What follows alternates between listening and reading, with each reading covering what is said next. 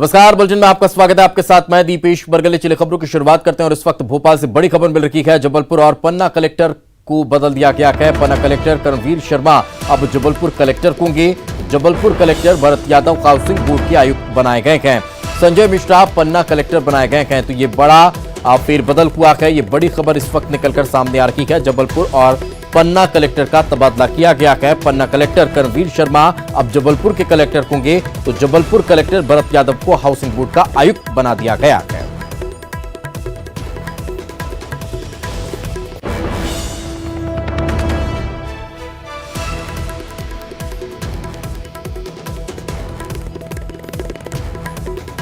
एक और प्रशासनिक सर्जरी देखने को मिली है। प्रशासनिक फेरबदल यहां पर नजर आया है। पन्ना और जबलपुर कलेक्टर का तबादला किया गया है। पन्ना कलेक्टर को जबलपुर की कमान सौंपी गई है। तो जबलपुर कलेक्टर भरत यादव को हाउसिंग बोर्ड का आयुक्त बनाया गया है। एक और बड़ी खबर इस वक्त भोपाल से मिल रही है। पीडब्ल्यूडी मंत्री गोपाल भार्गव कोरोना पॉजिटिव पाए गए हैं। गोपाल भार्गव ने ट्वीट कर ये जानकारी दी है। मेरी शुरुआती रिपोर्ट कोरोना पॉजिटिव आई है। डॉक्टरों की सलाह पर अस्पताल में भर्ती हो रहा हूं। मेरे संपर्क में आए सभी लोग अपना टेस्ट करा लें और टेस्ट की रिपोर्ट आने तक अपने आप को क्वारंटीन रखें। तो ये ट्वीट पीडब्ल्यूडी मंत्री गोपाल भार्गव ने किया और ट्वीट करने के साथ उन्होंने इस बात की जानकारी दी कि मेरा कोविड टेस्ट पॉजिटिव आया है, जिसके बाद अब डॉक्टरों की सलाह पर मैं अस्पताल में भर्ती हो रहा हूं।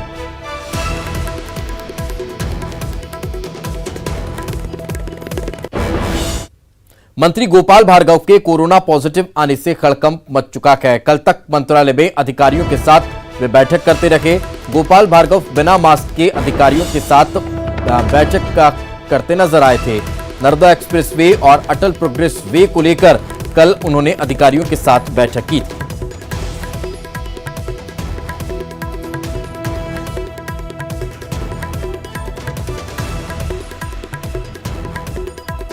ये तस्वीरें आप देख पा रहे हैं, क्योंकि किसी तरह के सिम्टम न होने के बाद भी इस तरह से रिपोर्ट पॉजिटिव आ रही है और ऐसा ही शायद कुछ रहा होगा। लेकिन ये बड़ी खबर इस वक्त निकलकर सामने आ रही है। मंत्री गोपाल भार्गव के कोरोना पॉजिटिव आने से अब हड़कंप मचा हुआ है और अधिकारी भी अब चिंता जाहिर कर रखे हैं। साथ ही साथ अब वे भी अपना टेस्ट कराने वाले हैं। इस तरह की जानकारी भी निकलकर सामने आ रही है। दरअसल कल तक मंत्रालय में अधिकारियों के साथ बैठक मंत्री गोपाल भार्गव ने की है और बिना मास्क के अधिकारियों के साथ बैठक करते हुए नजर भी आए थे। नर्मदा एक्सप्रेस वे के अलावा अटल प्रोग्रेस वे को लेकर भी कल बैठक हुई थी, जिसमें वे अधिकारियों के साथ चर्चा करते हुए नजर आए।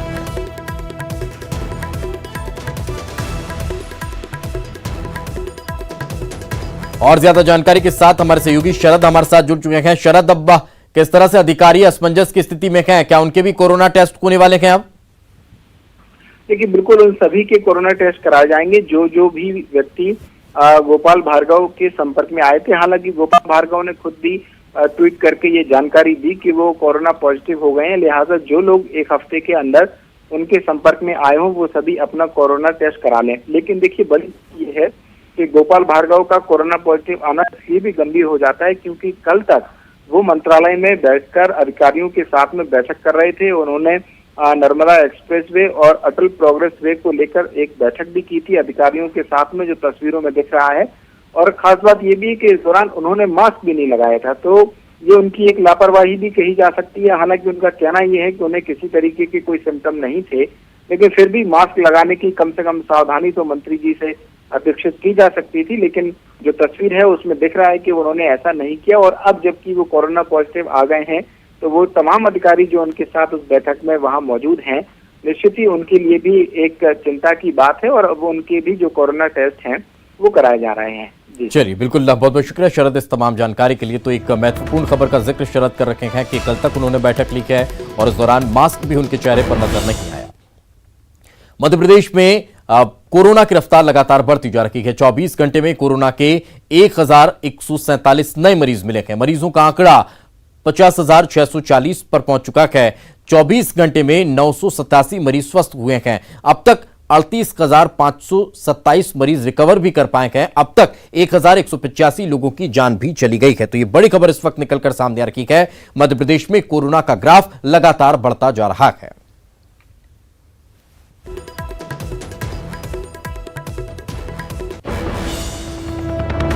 आगे बढ़ते हैं। राजधानी में बारिश की वजह से कई इलाके जलमग्न हो चुके हैं। जल जमाव की स्थिति देखने को मिली है, जिसके बाद कलेक्टर ने प्रभावित इलाकों का दौरा किया। डीआईजी इरशाद वली और निगम कमिश्नर भी इस दौरान उनके साथ मौजूद रहे। तो मध्य प्रदेश में लगातार बारिश का दौर जारी है और राजधानी भोपाल में भी लगातार बारिश की वजह से जल जमाव की स्थिति देखने को मिल रही है और जल जमाव वाले इलाकों का दौरा करने के लिए कलेक्टर निकले। कलेक्टर के साथ इस दौरान डीआईजी इरशाद वली और निगम कमिश्नर भी मौजूद रहे, जिन्होंने स्थितियों का जायजा लिया और किस तरह से जल निकासी हो सकती है उसको लेकर बातचीत की है। एक और बड़ी खबर इस वक्त देवास से मिल रही है। गौशाला में 24 से ज्यादा गायों की मौत के मामले में आरोप लग रहा है। गौशाला समिति का आरोप है कि प्रशासन का ध्यान इस ओर नहीं था। कई बार शिकायतों के बाद भी यहां पर ध्यान नहीं दिया गया। प्रशासन ने किसी तरह की कोई व्यवस्था यहां पर नहीं बनाकर रखी थी। तो ये बड़ी खबर निकलकर सामने आ रही है। इससे पहले इस तरह की कई खबरें हम छत्तीसगढ़ से भी सुन चुके हैं, लेकिन उसके बाद भी अगर मध्य प्रदेश में इस तरह से गौशालाओं में ध्यान नहीं दिया गया तो फिर कई बड़े सवाल खड़े होते हैं।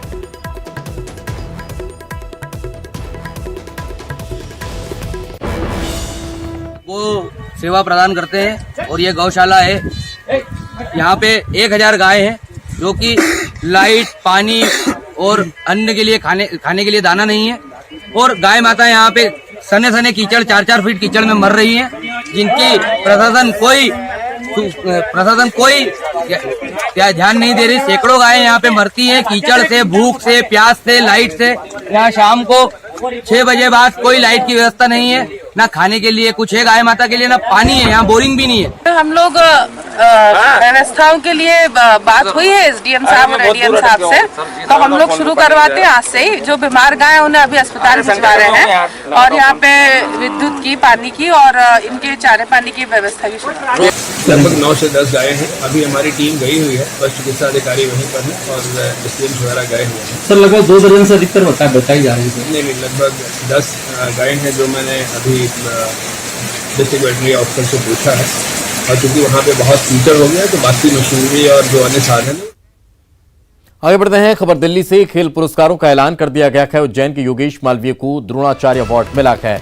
मलखंब में देश का पहला द्रोणाचार्य अवार्ड दिया जा रहा है। इस बार 5 खिलाड़ियों को खेल रत्न पुरस्कार मिल रहा है। रोहित शर्मा को खेल रत्न पुरस्कार मिला है, साथ ही साथ योगेश मालवीय को भी द्रोणाचार्य खेल रत्न पुरस्कार दिया जा रहा है।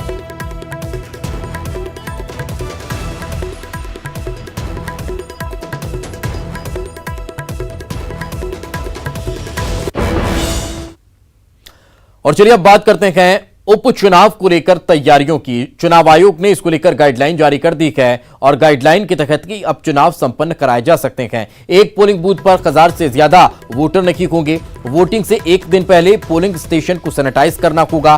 थर्मल स्क्रीनिंग हर बूथ पर होंगे। एंट्री पॉइंट पर हर किसी की स्कैनिंग की जाएगी। वोटर का टेम्परेचर ज्यादा तो आखिर में वोट डाला जाएगा। ज्यादा टेम्परेचर वाले वोटरों को अब अलग व्यवस्था की जाएगी। फर्स्ट कम फर्स्ट बेसिक के आधार पर टोकन दिया जाएगा।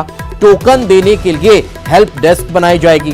चुनावी इस्तेमाल वाले हर कमरे, हॉल, परिसर में थर्मल स्कैनिंग लगाकर जरूरी प्रचार के दौरान भी मास्क लगाना अनिवार्य होगा। इसके अलावा ईवीएम, वीवीपैट को संभालने वाले हर अफसर दस्ताने पहनेंगे, ये भी स्पष्ट है। उम्मीदवारों को ऑनलाइन नॉमिनेशन भरने की सुविधा दे दी गई है। प्रिंट निकालकर उम्मीदवार को फिर चुनाव अधिकारी को यह सौंपना होगा। हलफनामा भी ऑनलाइन दाखिल किया जा सकेगा। जमानत की रकम ऑनलाइन जमा कर सकेंगे। कैश देने का भी विकल्प रखेगा। साथ ही साथ नॉमिनेशन फॉर्म सौंपने के दौरान उम्मीदवार के साथ 2 से ज्यादा लोग नहीं, 2 से ज्यादा गाड़ियां ले जाने की इजाजत भी नहीं होगी। तो ये तमाम नियम कानून हैं, ये गाइडलाइंस हैं जिनको अब पालन करना होगा, जिनको फॉलो किया जाएगा। तो चुनाव आयोग की गाइडलाइन पर कांग्रेस ने आपत्ति दर्ज करा दी है। बुजुर्ग और दिव्यांगों को बैलेट की सुविधा देने पर आपत्ति दर्ज कराई गई है। सभी को एक समान वोटिंग का अधिकार मिले। बैलेट पेपर के जरिए उपचुनाव कराने की मांग कांग्रेस लगातार कर भी रही है और ज्ञापन भी इसको लेकर देगी।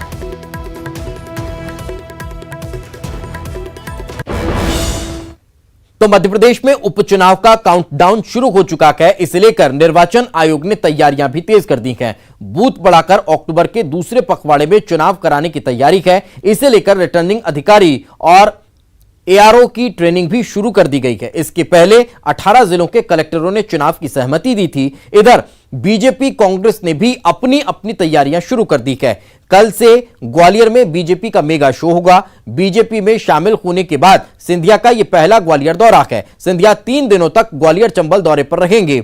बीजेपी का दावा है कि कल 10,000 से ज्यादा कांग्रेस कार्यकर्ता बीजेपी में शामिल होंगे। इस मेगा शो में सीएम शिवराज, वीडी शर्मा और नरेंद्र सिंह तोमर भी मौजूद रहेंगे।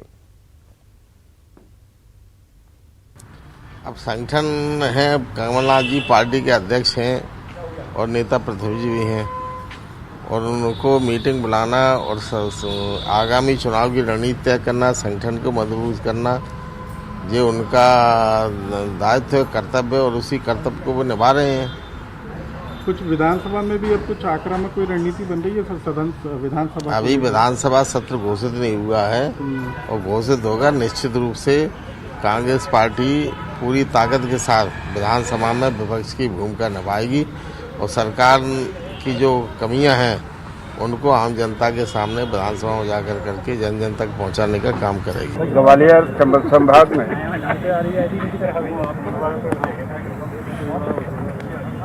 कांग्रेस के जनता विरोधी कार्यों के कारण कार्यकर्ताओं के को अपमानित किया गया। वो कांग्रेस के कार्यकर्ता पार्टी छोड़ करके भारतीय। तो और ज्यादा जानकारी के साथ हमारे सहयोगी अनुराग हमारे साथ जुड़ चुके हैं। अनुराग, अब कल होने वाला जो मेगा शो है उसकी तैयारियां किस तरह की, और इसके साथ साथ अब क्या बीजेपी उन 16 सीट को साधने की तैयारी में है? बिल्कुल, देखिए कल से ग्वालियर में एक मेगा शो होने वाला है। ज्योतिरादित्य सिंधिया, सीएम शिवराज और पार्टी के बड़े पदाधिकारी शामिल रहेंगे। और सबसे बड़ी बात है कि 3 दिन तक का ये आयोजन होना है और इसमें फोकस जो है बीजेपी का वो ग्वालियर चंबल के 16 विधानसभा सीटों पर होने वाले उपचुनाव को लेकर है और उसी को लेकर मंथन किया जाएगा। और सबसे बड़ी बात है कि बीजेपी इसी 3 दिनों में एक बड़ा सदस्यता अभियान भी चलाएगी और इस बात का दावा बीजेपी की तरफ से किया जा रहा है कि तकरीबन 10,000 कांग्रेस के कार्यकर्ता बीजेपी में शामिल होंगे। तो 3 दिन तक बड़े कार्यक्रम होंगे। ग्वालियर के अलग अलग इलाकों में ये कार्यक्रम आयोजित किए जाएंगे और इसी दौरान बैठकें भी होंगी जो कि उपचुनाव की तैयारियों को लेकर। बिल्कुल, चलिए साथ में रहेंगे, आगे भी आपसे चर्चा करेंगे। इस वक्त बड़ी खबर निकलकर सामने आ रही है। भोपाल से 3 तलाक पीड़ित महिला ने सीएम से मुलाकात की है। सीएम शिवराज ने पीड़ित महिला को न्याय का भरोसा दिया है। अधिकारियों को जल्द कार्रवाई के निर्देश दिए गए हैं। पीड़ित महिला ने सीएम शिवराज को शुक्रिया कहा है। 3 तलाक कानून के लिए पीएम को भी उन्होंने शुक्रिया भेजने की बात कही है। बेंगलुरु से पति ने व्हाट्सएप पर तलाक दिया था। भोपाल की मुस्लिम महिला को पति ने तलाक दिया था। इसके बाद अब ये बड़ी सौगात इसे कह सकते हैं या फिर मुलाकात के बाद एक आश्वासन मिलता हुआ नजर आ रहा है। अनुराग हमारे साथ लगातार जुड़े हुए हैं। अनुराग, वाकई में और इस मामले को लेकर अभी क्या और भी कुछ अपडेट देखने को मिला है? सीएम से मुलाकात के बाद सीएम ने भी अधिकारियों को निर्देशित कर दिया है। देखिए, इस पूरे मामले के मुख्यमंत्री शिवराज सिंह चौहान के संज्ञान में आने के बाद जो पीड़ित महिला है उन्होंने मुख्यमंत्री से मुलाकात भी की और मुख्यमंत्री ने इस बात का पूरी तरीके से भरोसा दिलाया है कि इस पूरे मामले पर वो कार्रवाई करेंगे और साथ ही कर्नाटक के मुख्यमंत्री से भी इस बारे में चर्चा करेंगे। और इस पूरे मामले को लेकर भोपाल में भी FIR दर्ज की जा चुकी है और खुद हमारे साथ पीड़िता मौजूद हैं। आप का जिस तरीके से पूरा मामला सामने आया, मुख्यमंत्री से भी आपकी मुलाकात हुई थी, उसके बाद आप संतुष्ट हैं कि कार्रवाई हो रही है? जी, आज ही सीएम साहब से बात हुई है, उनसे मुलाकात हुई है और उनसे मिलने के बाद बहुत ज़्यादा पॉजिटिव महसूस कर रही हूँ क्योंकि पिछले दिनों बहुत बुरा वक्त देखा है। खास तौर पे जो बैंगलोर में हमारे साथ हुआ है उसके बाद तो बिल्कुल हिम्मत टूट गई थी कि कंप्लेंट रजिस्टर नहीं हो रही है। हर तरह से हमें हैरेस करा गया था। मैं अपने घर में जाने की कोशिश कर रही हूँ, अपने बच्चों के पास जाने की कोशिश कर रही हूँ, जो मेरा हक बनता है, इट इज़ माई राइट, और मुझे वो डिनाई करा गया है। उसमें मेरी किसी तरह से अथॉरिटीज़ ने वहाँ मदद नहीं करी है। उस चीज़ से मैं हार के वापस भोपाल पहुँची थी और यहाँ पे पहुंचने के बाद जो सपोर्ट मुझे मिला है पुलिस से, अथॉरिटी से, और आज सीएम साहब ने जो श्योरिटी दी है, उसके बाद से मुझे पता है कि मुझे इंसाफ मिलेगा। इस मामले में को लेकर एफआईआर भी दर्ज हुई है, कुछ पुलिस की तरफ से कोई कार्रवाई की जा रही है? जी, एफआईआर दर्ज हो चुकी है। जो मैंने कंप्लेन करी थी उस पर पुलिस ने फौरन कार्रवाई करी है। ये कितना समय हो गया, क्योंकि पहले ही मोदी सरकार ने कानून लागू कर दिया है कि 3 तलाक पूरी तरीके से गैर कानूनी होगा, उसके बावजूद इस तरीके का मामला? इसी बात पे तो हैरानी है कि इंसान सीख नहीं रहा है शायद। मेरे केस में मैं ये कह सकती हूँ कि मेरे हस्बैंड की जो पावर पोजीशन है वो एक्चुअली बैंगलोर में 2 5-स्टार होटल्स के जनरल मैनेजर हैं, Sheraton grand Whitefield and Aloft Cessna business park. तो मेरे केस में यह है कि पैसा, रुतबा, पावर पोजीशन, वो सब चीजें आ गई हैं, लेकिन लॉ है, आप उसके खिलाफ नहीं कर सकते। इसके पीछे कोई बड़ी वजह भी है कि ये पूरा मामला ट्रिपल तलाक तक पहुंचा है? देखिए, उन्होंने मुझे 11 जून को घर से निकाल दिया था, बच्चे मुझसे छीन लिए गए, मेरा सारा सामान छीन लिया गया, मेरा पासपोर्ट तक उनके पास है, मेरे फोन्स मुझसे ले लिए गए। उसके बाद मुझे धीरे धीरे बच्चों से पूरी तरह से डिस्कनेक्ट कर दिया गया। अपने फ़ोन नंबर्स उन्होंने ब्लॉक कर दिए। ये सब कुछ होते होते फाइनली 31 जुलाई को उन्होंने फ़ोन करके मेरे भाई के नंबर पे व्हाट्सएप कॉल पे उन्होंने तलाक दिया है मुझे। बैंगलोर पहुंची, फिर भी ये चीज़ मैं एक्सेप्ट करने को तैयार नहीं थी कि नहीं, 19 साल की शादी आप रातों रात एक फ़ोन कॉल पे आप ख़त्म नहीं कर सकते हो। मेरे 2 छोटे छोटे बच्चे हैं। मेरा बड़ा बेटा इस महीने 13 साल का होगा, मेरा छोटा बच्चा सिर्फ 5 साल का है। तो 19 साल सर, आप 2-3 लाइंस में लिखी हुई मेरी कहानी नहीं है जो आप इस तरह से कर दोगे। तो मैं वापस वहां पहुंची, मैंने वहां पे पुलिस को भी अप्रोच करा। सिंपल मेरी रिक्वेस्ट थी, जो कि शायद मेरा हक हर तरह से है, कि वो मेरा घर है और वहां मेरे बच्चे हैं, मेरी फैमिली है, तो मेरी मदद करिए कि मैं उस घर में जा सकूं, अपने बच्चों के पास रह सकूं। लेकिन नहीं, उस चीज में मुझे कहीं से भी बैंगलोर पुलिस ने आपकी कोई मदद नहीं करी? आई एम सॉरी, पर हाँ, मुझे उस तरह से बिल्कुल भी मदद नहीं मिली कि मैं अपने घर नहीं कदम रख सकी। उल्टा मुझ पर मेरे हस्बैंड ने झूठा केस दर्ज कराया, जो कि पुलिस ने कंप्लेंट लॉन्च करी ट्रेसपास का। मतलब मैं अपने ही घर पे, मुझे ट्रेसपासिंग का मेरे खिलाफ वहां पे केस दर्ज हुआ है।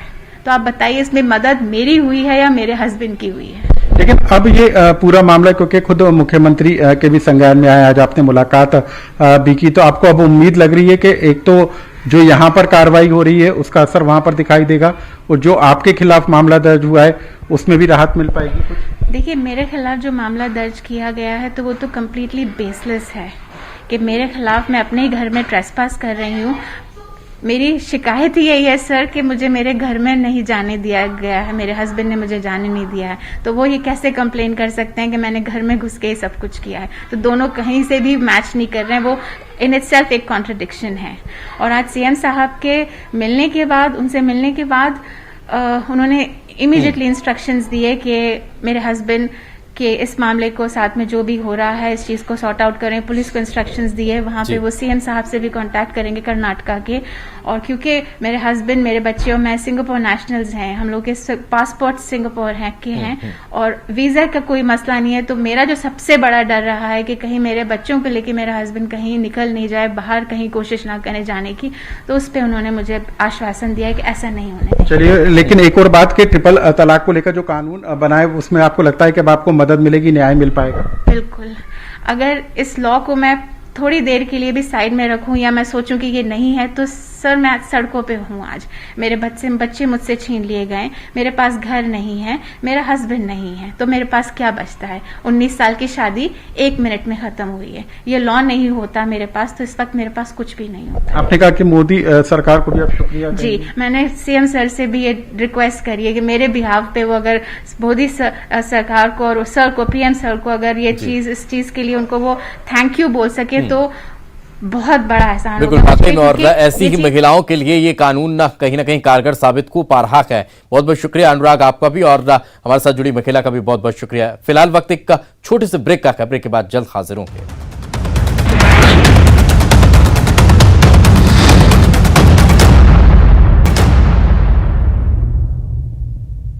ब्रेक के बाद एक बार फिर आपका स्वागत है। जगदलपुर में पिछले 5 दिनों से लगातार बारिश हो रही है, जिसका असर आसपास बहने वाली नदी और झरनों में भी दिखाई दे रहा है। भारत का नियाग्रा फॉल कहलाने वाला चित्रकूट जलप्रपात भी लगातार अब उसका रौद्र रूप दिखाता हुआ नजर आ रहा है। ये लोगों को अपनी ओर आकर्षित तो कर ही रहा है, लेकिन डरा भी रहा है। 90 फीट की ऊंचाई से गिरने वाला चित्रकूट का जलप्रपात धीरे धीरे सतह पर पहुंचने की कगार पर है। आप तस्वीरों में साफ तौर पर देख सकते हैं कि चित्रकूट जलप्रपात का नजारा मनमोहक नजर आ रहा है।